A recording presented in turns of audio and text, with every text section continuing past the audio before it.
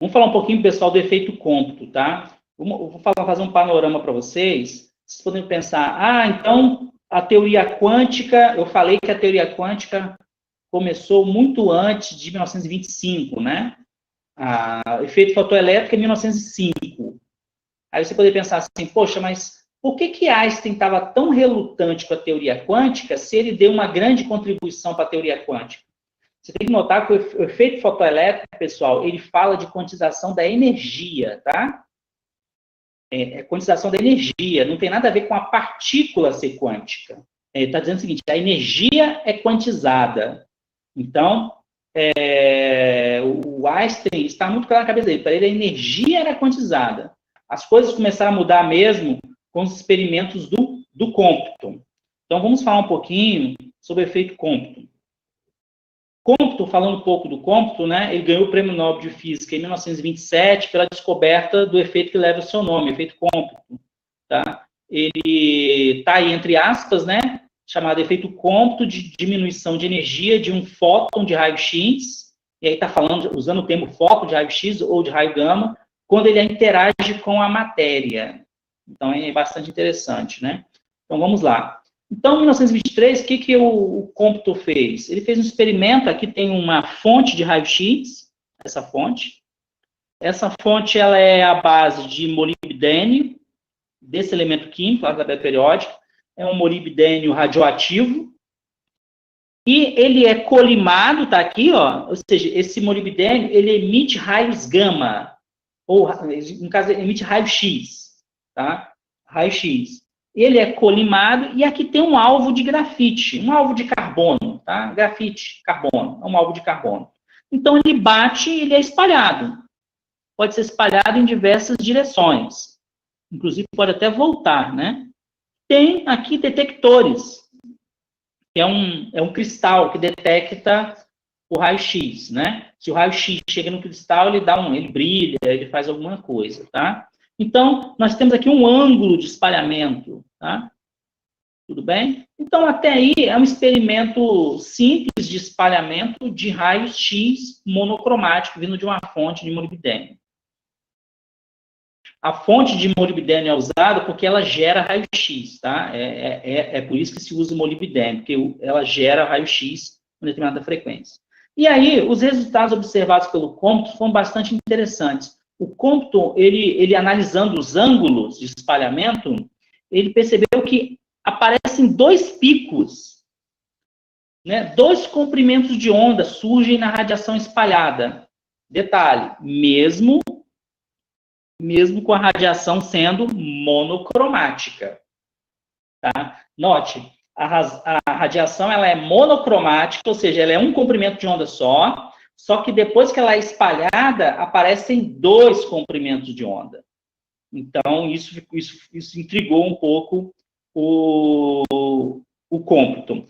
O primeiro comprimento de onda, o lambda, ele corresponde ao feixe incidente, praticamente o que saiu da fonte de molibdênio. Agora, o segundo comprimento de onda, lambda linha, ele é maior do que lambda. E se a gente lembrar, comprimentos de onda maiores significam energias menores. Tudo bem? Então, existe alguma radiação que apareceu e ela tem uma energia menor do que a fonte do molibdênio. Então, essa diferença de lambda com lambda linha, a gente chama de deslocamento Compton. Tudo bem? Então, quando vocês ouvirem falar a palavrinha deslocamento Compton, tem a ver exatamente com isso. Tem a ver com o fato de aparecerem dois comprimentos de onda. E aí, percebeu-se uma coisa. Esse delta lambda, que é o deslocamento Compton, ele cresce com um ângulo de espalhamento. Isso quer dizer o quê? Se o ângulo for 0, ele é 1, e à medida que vai crescendo, ele vai aumentando esse deslocamento, essa distância entre o lambda e o lambda linha. Parou o som? Estão me ouvindo, pessoal? Estão me ouvindo? O restante está me ouvindo? Tenta atualizar, Márcio, o seu. Acho que deve ser... Tenta dar uma atualizada. Qualquer coisinha entra, sai... Ah, voltou. Tá. Beleza. Então, pessoal, esse delta lambda, ele é a diferença entre lambda linha e lambda, e nós chamamos eles de deslocamento Compton. Note, esse lambda linha, pessoal, não era para estar ali, porque como a radiação é monocromática, tudo bem? A gente aprende lá, de novo, na teoria eletromagnética de Maxwell, que o que acontece?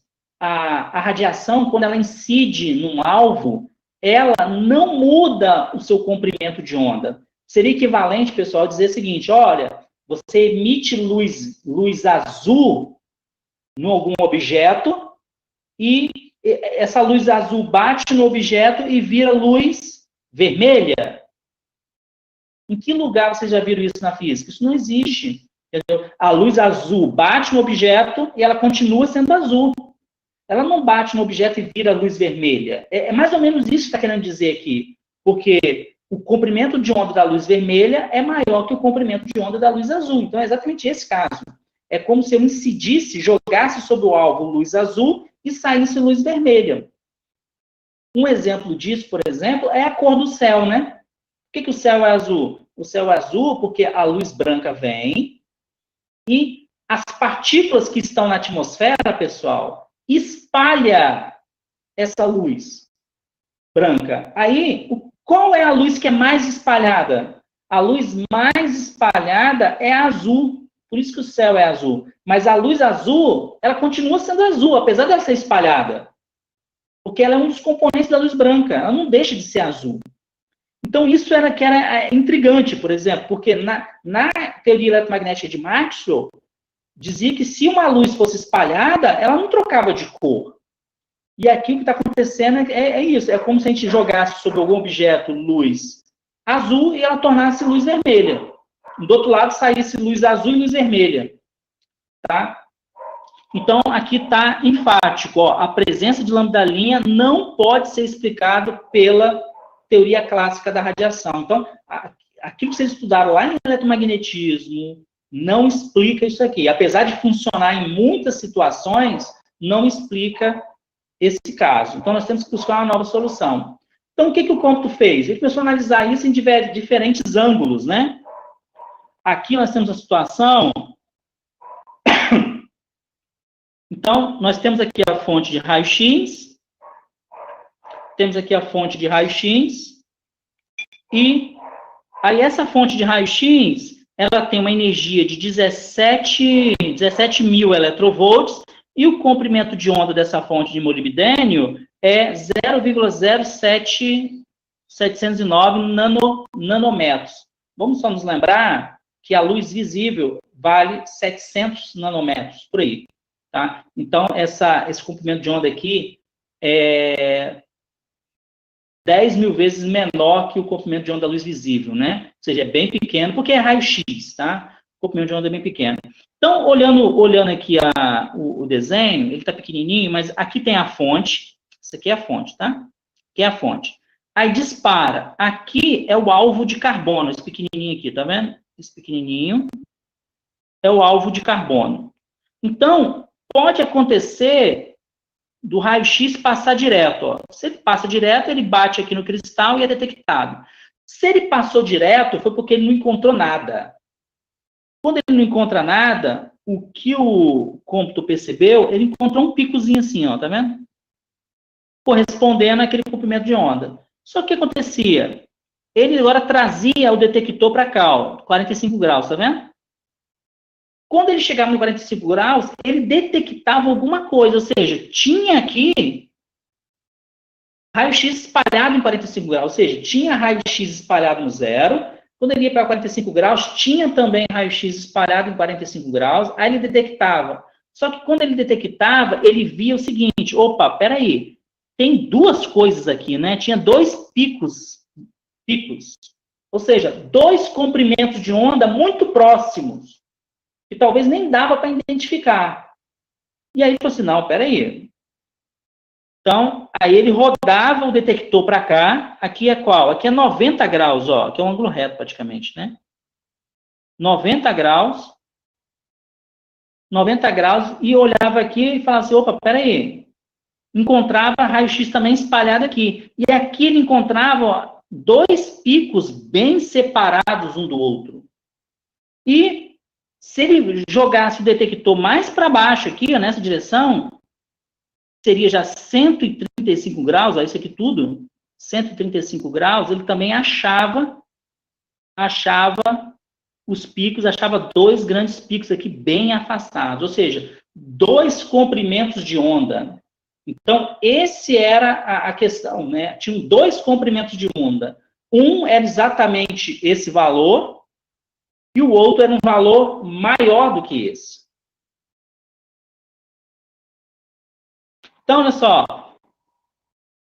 Para 0 graus era assim, para 45 graus era assim, para 90, resumindo aqui, né? E para 135. Sempre tinha um lambda e um lambda linha, sempre.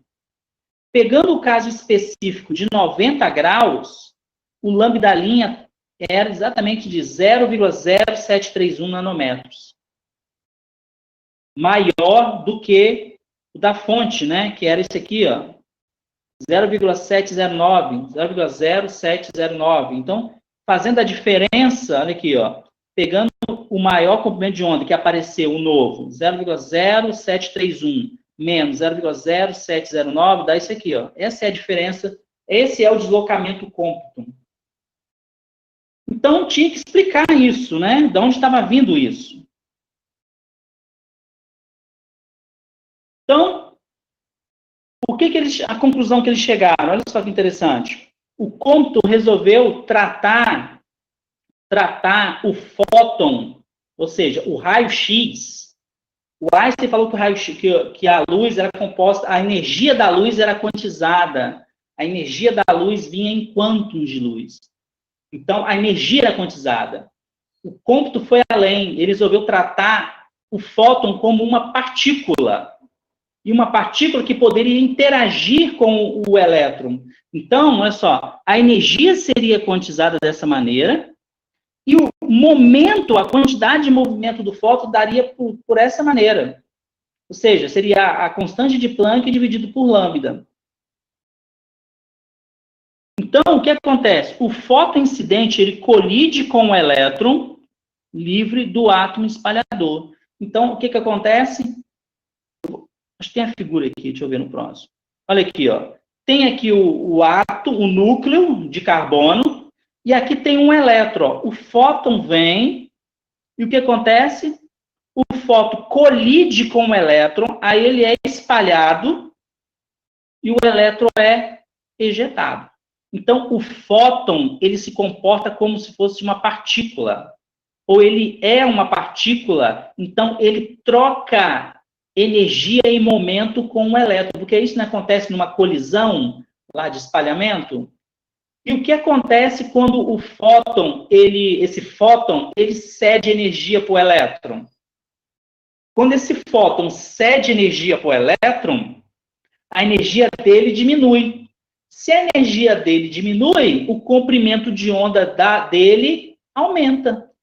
Então, essa foi a conclusão a que o cômputo chegou, ou seja, quando o fóton colide com o elétron, o elétron é ejetado e o fóton cede parte da energia para o elétron. Com isso, a energia do fóton diminui, porque lembra, a energia tem que se conservar. A energia do fóton diminui. Se a energia do fóton diminui, o comprimento de onda aumenta. Por isso que aparece esse lambda linha maior. Isso acontece com esses elétrons que estão por lá de fora, que estão mais soltos. Lembra que o núcleo também é um centro espalhador. Então, olha só, aqueles raios-x, o raio-x que atinge o núcleo, o que acontece com o raio-x que atinge o núcleo? O núcleo era muito grande, muito pesado. Então, o núcleo, não tem como o raio-x espalhar o núcleo. Então, o núcleo, no máximo, ele dá uma recuada, mas ele não rouba a energia do raio-x, ele não pega a energia do raio-x. Então, o que acontece? O raio-x, ou o fóton, continua com a mesma energia, então ele continua com o mesmo comprimento de onda. Então, são duas situações, pessoal. Fóton que atinge o núcleo, que é um centro espalhador, e fóton que atinge um elétron mais para lá de fora, aqueles elétrons que estão nas últimas camadas. Tudo bem? Esses elétrons também que estão nas camadas interiores, eles são mais difíceis, tá? Então, eles também não vão absorver energia. Então, são dois tipos de espalhamento que estão acontecendo aqui. O fóton atinge o núcleo e os elétrons internos, então, nesse, o fóton não muda nada, ele continua com o mesmo comprimento de onda, que é o comprimento de onda da fonte, e tem o fóton que atinge os elétrons que estão na parte mais externa. Esses fótons, o que eles vão fazer? Eles vão arrancar o elétron, então o elétron leva uma parte da energia deles, tudo bem? Leva uma parte da energia deles, e o fóton fica com menos energia, então o comprimento de onda dele aumenta. Note que isso aqui é muito diferente do que o Einstein disse no efeito fotoelétrico. No efeito fotoelétrico, pessoal, o que o Einstein usou para explicar as ideias que ele usou lá foi que a luz, a energia é em quanta, e o elétron absorve tudo ou não absorve nada. Quando o Einstein publicou o artigo dele, se você lê o artigo, eu sugiro que vocês leiam, em nenhum momento ele fala que a luz é composta de partículas. Ele fala que a energia ela é absorvida por meio de quantas. Então, ele quantizou a energia. Aqui não, pessoal. O fóton é uma partícula e ele bate no elétron como se fosse uma bola de bilhar. O elétron leva uma parte da energia, ele leva o que sobrou. Por isso que o comprimento de onda dele aumenta. Então, a partir daqui, fica claro que, a partir do comprimento de Compton, a partir do experimento de Compton, fica claro que a luz tem um comportamento dual. A luz se comporta, ora, como onda, e em determinadas ocasiões ela se comporta como partícula. Tudo bem? A gente não pode, ouça aqui, nós não podemos tirar essa conclusão do efeito fotoelétrico. Eu não sei se isso ficou claro para vocês. Nós não podemos dizer do efeito fotoelétrico que ora a luz se comporta como onda, ora ela se comporta como partícula. Lá não tem nada disso. Lá a energia, a maneira como ela troca energia, que é quantizada. Aqui não. Aqui no espalhamento Compton, fica claro que o fóton está se comportando como uma partícula, porque ele está batendo e trocando energia, trocando momento. Quem é que tem momento, pessoal? Partícula que tem momento. Então, aqui fica claro que o fóton está se comportando como partícula. Então, o Maxwell disse, o fóton, a luz é uma onda, e o Compton está dizendo, olha só, a luz está se comportando como partícula, porque ela está trocando momento. Ela está trocando momento com o elétron. Então, ela está se comportando como partícula. Tudo bem? Então, essa é a conclusão. Então, daqui em diante, que você pode dizer o seguinte, olha, a luz tem um comportamento dual. Não é do experimento, não é do efeito fotoelétrico de Einstein. Oi, Thiago, dá uma atualizada no seu navegador. Alguém mais não está ouvindo?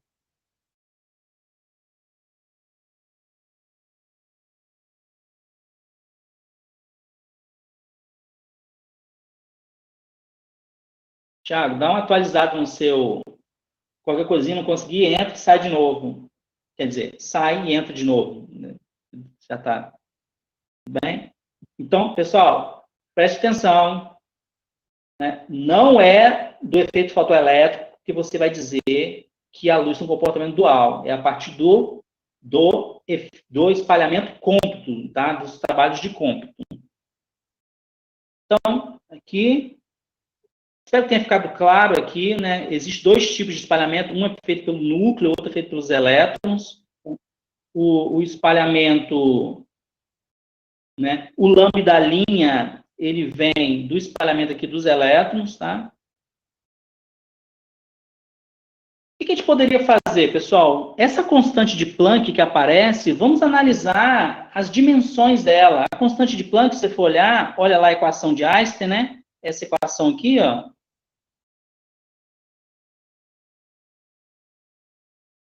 O Ni aqui é a frequência, tá? H é a constante de Planck. Então, a constante de Planck é a energia pela frequência. Se é energia pela frequência, então energia tem essas unidades. M aqui é de massa, L é de comprimento e T é de tempo, tá? Frequência tem unidade de 1 sobre tempo, aí você faz as contas, você vai chegar nessa conclusão aqui, ó. Que a constante de Planck ela tem dimensão de comprimento multiplicado por dimensão de momento. E isso é dimensão de L. L é momento angular. Então, a constante de Planck, ela tem dimensão de momento angular. E é interessante, né? Que nesse ponto aqui, nós podemos usar essa aqui, ó, essa expressão, esse termo aqui, para definir, olha só que interessante, para definir um comprimento para a matéria, um chamado comprimento de onda Compton. Então, nós podemos definir um comprimento de onda Compton para as partículas, tá? Não confunda o comprimento de onda Compton para as partículas com o comprimento de onda de de Broglie, que a gente vai ver daqui a pouco, tá? Uma coisa diferente da outra. Nós podemos definir, então, um comprimento para as partículas, que está aqui, ó, o R. Então, quem é o R? Comprimento. Vai ser a constante de Planck dividido pelo momento das partículas. Então, nota, a partícula que tiver um momento maior vai ter um comprimento de onda Compton menor. E aí, a gente pode fazer o seguinte, tá, a partícula que está em movimento, ela tem uma quantidade de movimento, não é isso? Ela tem um P. Então, é fácil definir esse comprimento de onda Compton. Sim, e a partícula que está parada, como é que a gente faz? É possível definir um comprimento de onda Compton para a partícula que está parada? Em vez de usar o momento, pessoal, nós podemos definir o comprimento de onda Compton para uma partícula que está parada a partir da sua massa de repouso, mc. Então, a gente troca o momento P por mc. Com isso, a gente consegue definir esse aqui, que é o comprimento de onda Compton para a partícula. E, avançando, o que a gente pode se perguntar, né? Pode se perguntar o seguinte,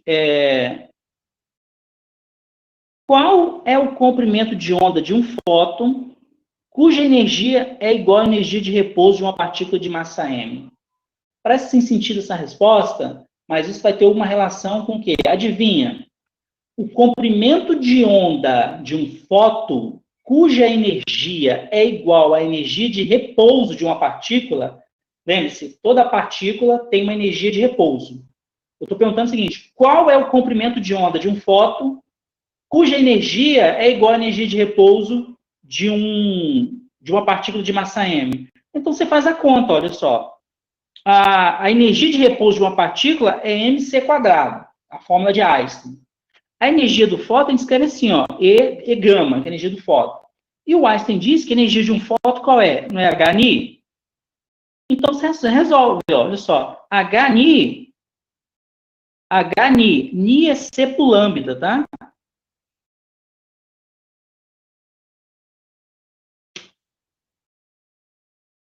Ni é C por lambda. Vamos escrever aqui de novo. Então, olha só. A massa de repouso é assim, né? mc², essa massa de repouso de uma partícula. A energia de um fóton é Hni. Só que a gente pode escrever esse Ni de uma outra maneira. Vai ficar Hni, vamos lembrar da fórmula das ondas. Velocidade de uma onda, que é C, velocidade da luz, é igual a lambda Ni. Então, o Ni eu posso escrever como C por lambda. Então, eu posso escrever aqui C sobre lambda. Isso aqui é aquela velocidade, né? A velocidade de uma onda é igual a lambda vezes a frequência, tá?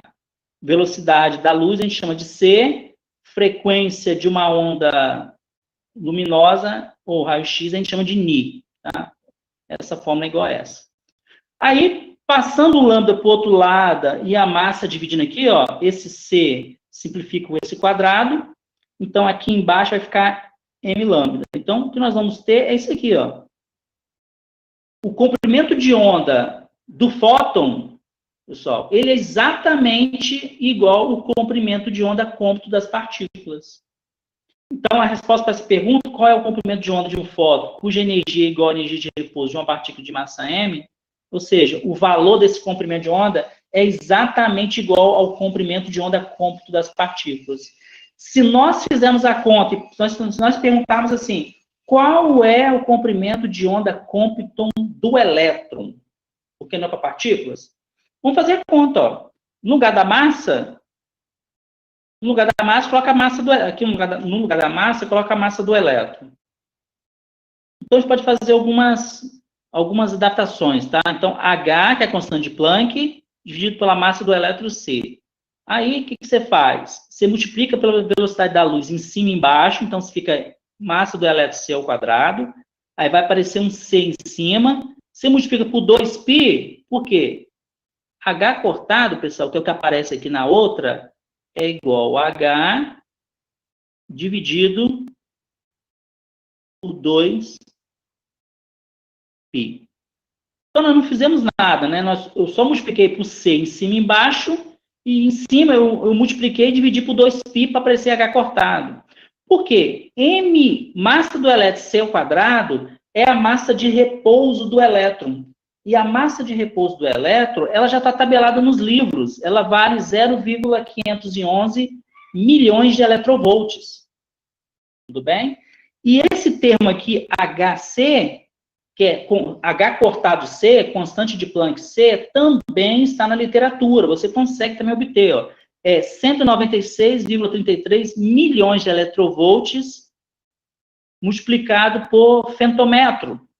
Aí você faz as contas, você vai obter 2.423 femtômetros ou 2,426 picômetros. Tá? Isso não é grandes coisas, pessoal. Para você ter ideia, o núcleo atômico é muito menor que isso, tá? O núcleo atômico é muito menor que isso. Então, isso aqui comparado com o átomo, isso aqui já é esse 2,46 é um número grande, tá? Mas isso aqui é interessante para a gente notar uma coisa. Quem é esse camarada aqui? Ó? Esse camarada, guarda esse número. Que número é esse? Vamos voltar lá atrás? Esse é o comprimento de onda cômputo do elétron. Se nós voltarmos aqui, ó, olha essa diferença aqui. Ó. Quem é esse número aqui? Esse número, se você for olhar, ele vale 2,2 picômetro. Então, a diferença entre o lambda linha e o lambda do experimento Compton no espalhamento a 90 graus, vale exatamente 2,2 picômetros. E o comprimento de onda Compton do elétron vale 2,4 picômetros. Muito próximo, não é isso? Muito próximo. E é interessante o seguinte, é exatamente isso. O comprimento de onda Compton do elétron, lembra-se? O que o elétron absorve é equivalente à massa de repouso dele, porque é como se ele tivesse parado. Então, o que ele absorve do fóton é equivalente à massa de repouso dele. Então, o que ele leva de comprimento de onda é exatamente a diferença que apareceu lá no efeito Compton, no experimento Compton. Porque foi o que o elétron levou de comprimento de onda. Porque ele levou parte da energia do fóton. E aí é interessante, né? Porque qual seria a diferença, então, entre o lambda final e o lambda inicial? Eu não disse que a diferença é exatamente o comprimento de onda Compton? Então, a diferença é exatamente isso aqui, ó, mais H ou massa do elétron C. Essa é a grande diferença, para 90 graus. Aí a pergunta é, e para 0 grau, como é que fica?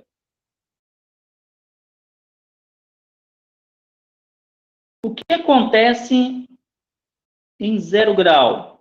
0 grau, olha aqui, ó, a partícula passa direto, não acontece nada. E para 90 graus dá uma coisa, para 130 dá outra. Então, depende do ângulo. Se depende do ângulo, então como é que a gente completa essa fórmula? Nós podemos completar essa fórmula. Nós podemos completar essa fórmula assim, ó. 1 depende do ângulo, então, cosseno θ.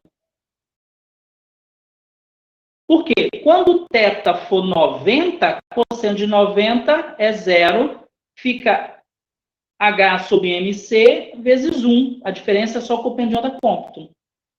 Quando θ for 180 graus, que é quando o feixe bate e volta, tá? Vai aparecer um 2 aqui, vai ser o dobro do comprimento de onda cômputo. Então, a diferença entre HF e o HI, desculpa, a diferença entre o lambda F e o lambda inicial, ou seja, o lambda que foi incidente e o lambda que é refletido, vai ser o dobro do comprimento de onda cômputo do elétron. Então, tá vendo? O que o fóton do raio-x ganha de comprimento de onda tem a ver com o comprimento de onda cômputo do elétron. E isso tem a ver com a massa de repouso do elétron.